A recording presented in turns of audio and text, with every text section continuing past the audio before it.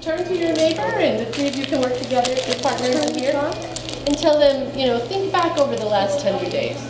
What's the best thing that you can remember that happened in your classroom or in your world over the last 100 days? What's the very best thing that happened over the last 100 days?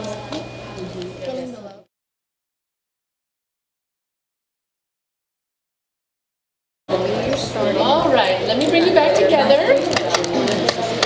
I have to take care of me.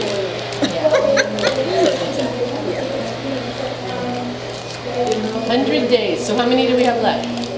That's what I asked. 88.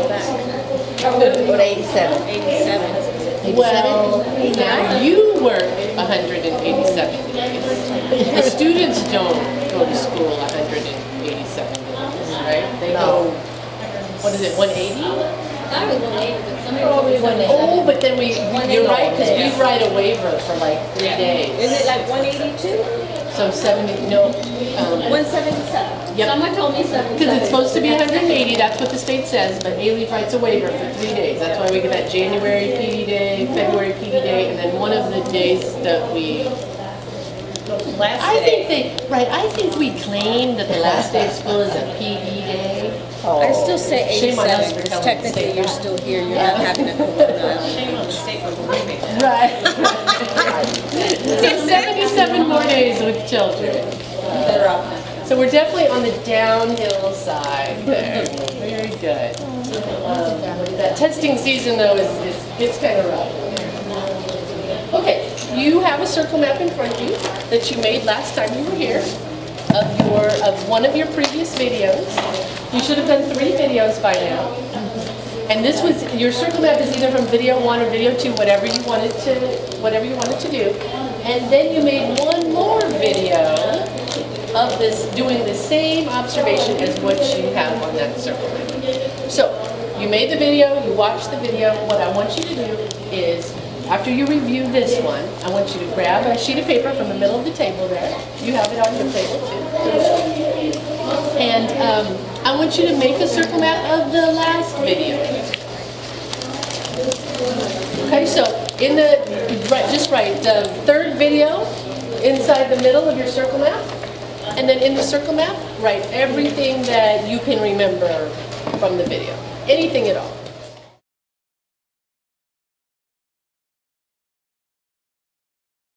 Now the purpose of this was so that you could see how you grew, what things changed. Because a lot of times we just power on, forward, and we never look back to realize the things that we're doing better. It's the same for the kids. They never really look back to realize, wow, I only could write that sentence then, and look at the sentence I can write now. I had an experience of a high school class called Medical Microbiology. It was a senior level class for kids that are wanting to get into like the health sciences. And they created on their wall a mind map, and they would add new stuff to it every day. Just, it was just a random mind map. All the kids participated in it. They'd add a new word or a definition, or they'd draw a picture. And I went to look at it once, and one of the students was standing back looking at it going, wow, I can't believe all the stuff I learned. And I thought to myself, they never really looked back and realized that. So that was the point of you doing 2 videos with the same topic, so that you could see how things changed. So what I want you to do is just kind of compare your 2 maps and talk to your partner about what are some of the things you're noticing. What did you feel like? Oh, I really improved on this, and this is the next thing that I'm going to work on. Those kind of things. So just have a chat with your partner, comparing your 2 maps with them.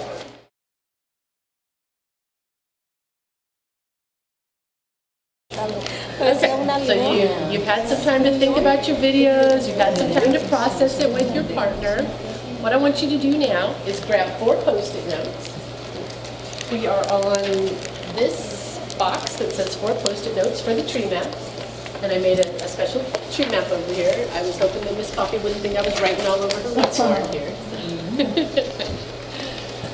So you see down there what you're going to answer in your 4 Post-it notes. First one, what did you notice about the students? we'll just put them all over here. What did you notice about your students? What did you notice about yourself? Okay, so about the students, about yourself. And for those of you who don't have a classroom of students, if you were looking at something else. And then what was an aha that you had from your video? That's number 3. So those are our 3 branches of our tree map. And then in our frame, we have this question. What will you continue to work on? Okay, so every person has 4 post-it notes. What did you notice about the students? What did you notice about yourself? What was an aha that you had? And what will you continue to work on? When you get finished with your 4 post-it notes, just come and put them up here in the right place on the tree.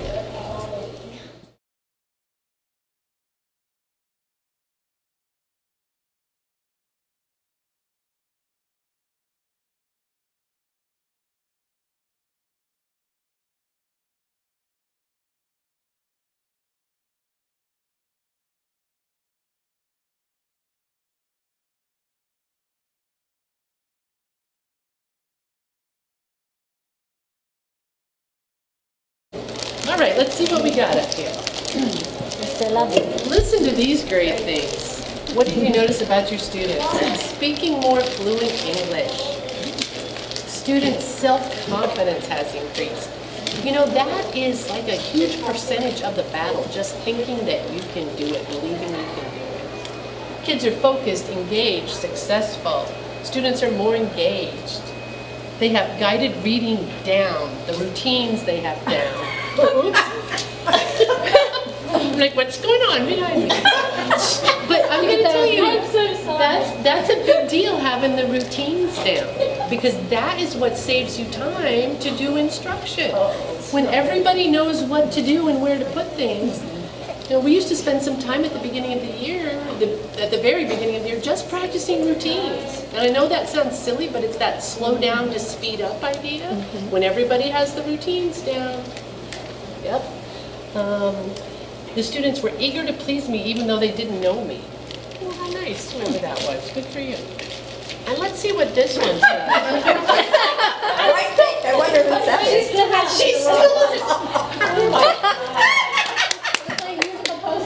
She's that kind of student. That's the orange. Taking them off. Not unlike us gold. In the wrong order, I apologize. There's no pressure. So what this post-it noticed was that the students, who were actually teachers in this case, got more engaged because of changes that the teacher made in what they were doing. So just noticed some not engagement in the beginning, and the second one changed some things that she was doing, got more engagement. Nice. What did you notice about yourself? More aware of giving compliments immediately. And compliments are great. Let me tell you the thing about compliments though. They should be very specific. Because when I come by and I say, great job, she may think that I'm talking about the color of the paper she used, when I was really talking about her sentence structure. So if I can say, great job using different adjectives in your sentences, now the child knows, oh, that's what I did well. So compliments are great, but be very specific so that they can learn from that compliment.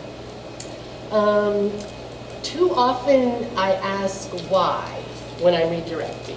Yep, that is a very novice teacher mistake. Because here's the thing, you don't care why they did that. We don't care why. I don't need to ask you why did you tap your pencil. I don't care any of that. I just need to give you a instruction.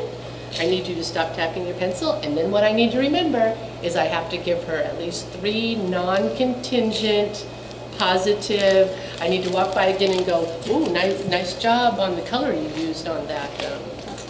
And then I need to see her in the hall and say, hey, high five, good job today, and walking down the hall in a line, which is apparently not as easy as it looks.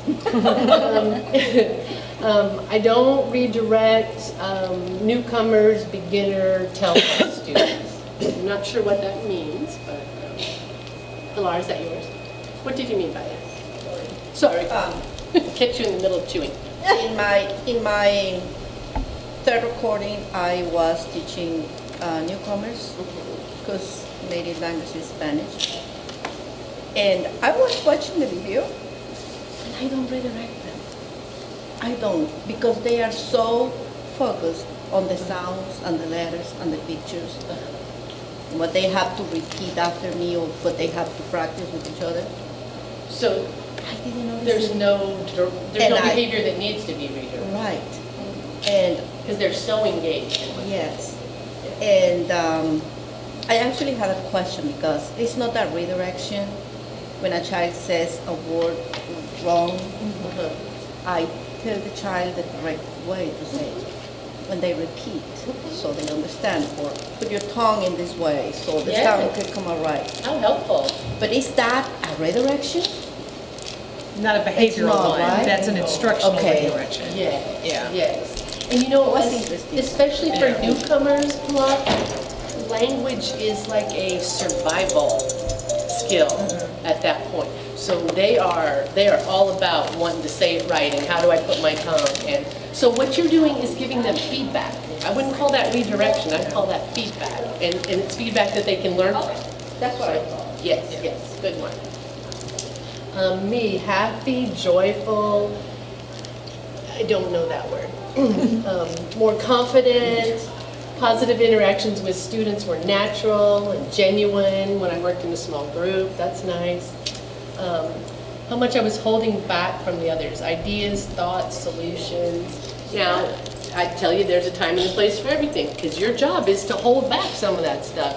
I can tell you how to fix that right away, but it's what's the thing, if you let them correct it themselves, they'll learn from it. If you're always correcting them, they could become dependent on you. I can't do anything until my teacher gets here and she can tell me how to do it.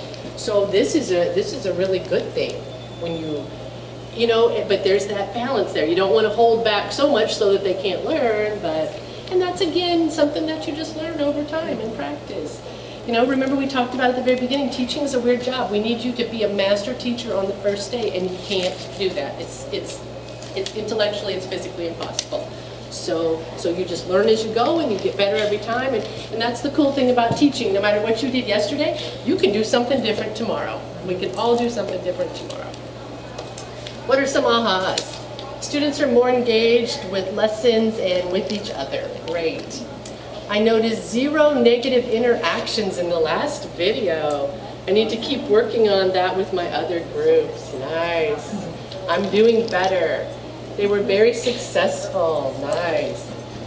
My passion for what I want the students really shows itself. Nice. So what's frustrating for me not to take over? You had the urge. It still it comes sometimes, but excited with the sharing of ideas. And you know, that happens the same thing with adults. When one person starts giving all the ideas, you see the other people just sort of shut down and stop participating.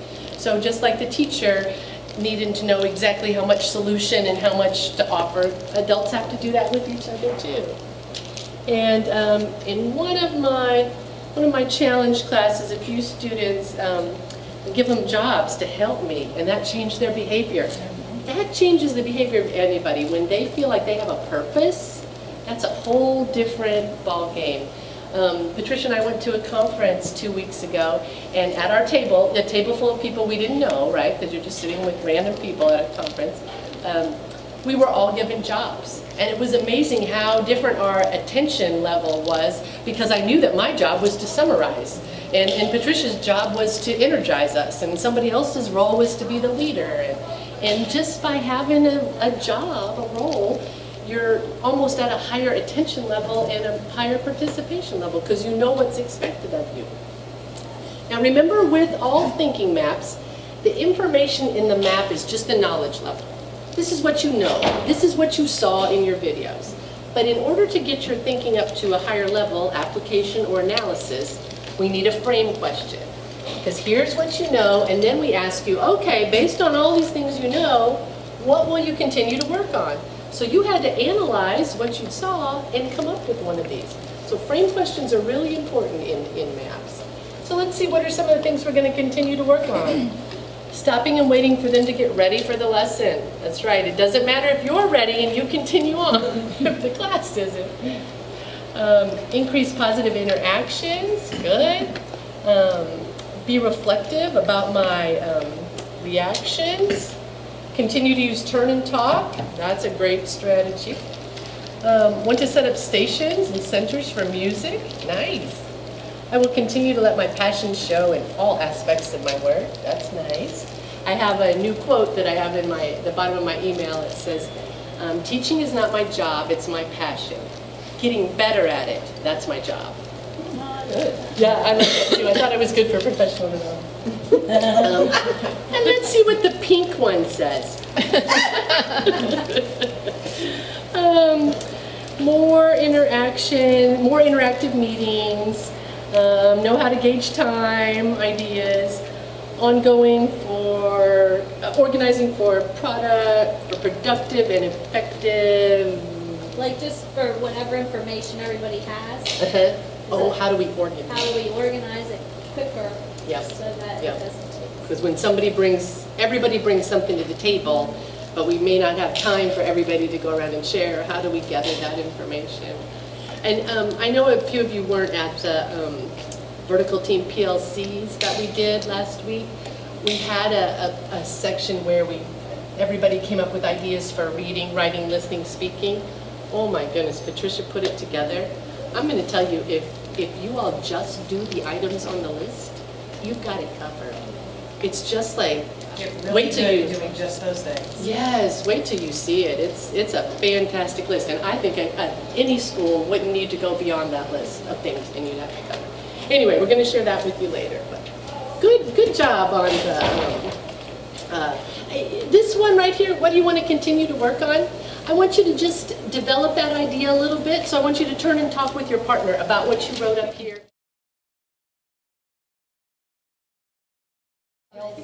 Oh, you have so many. Yeah, but So you have reflected, you have done your lesson, you videotaped it, or video recorded it. We don't use tape anymore.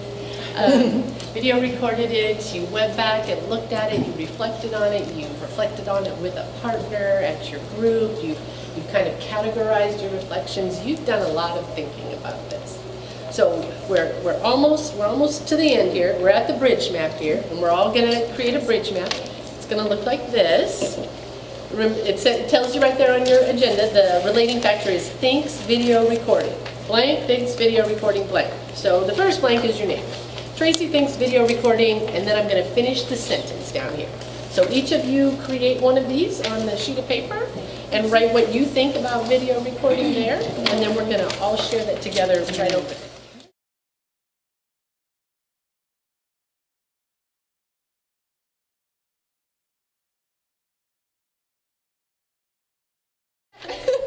You need a fluffy bread. It's fine. All right. I'm going to start, and we'll go around clockwise. Okay.